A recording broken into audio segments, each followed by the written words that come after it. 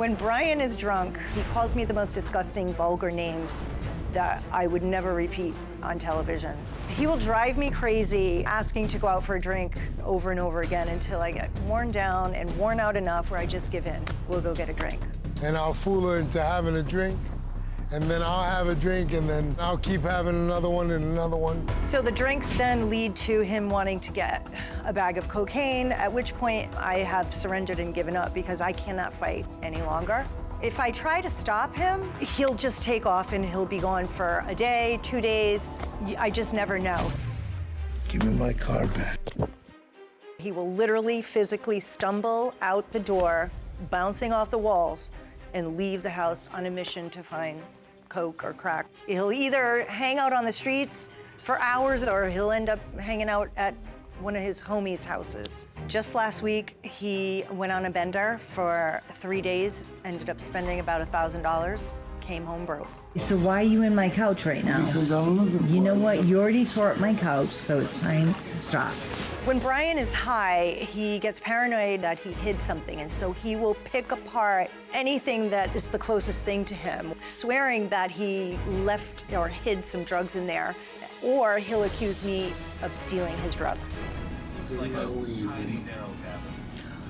Oh, you lost your weed? No, I got my weed. I'm just saying, where's my weed, woman?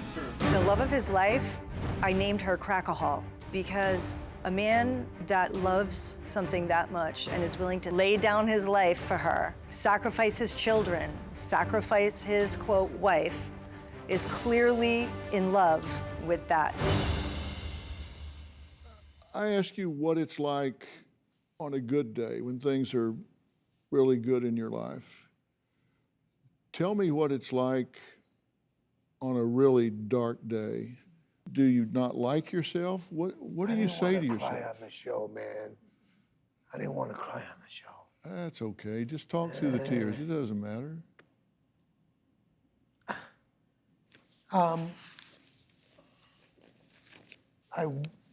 want to hurt myself even more. You know what I'm saying? Why? Why do you deserve to be hurt?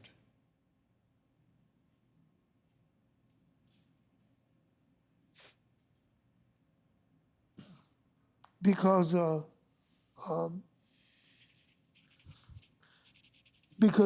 didn't feel worthy of being loved when I was a kid, you know?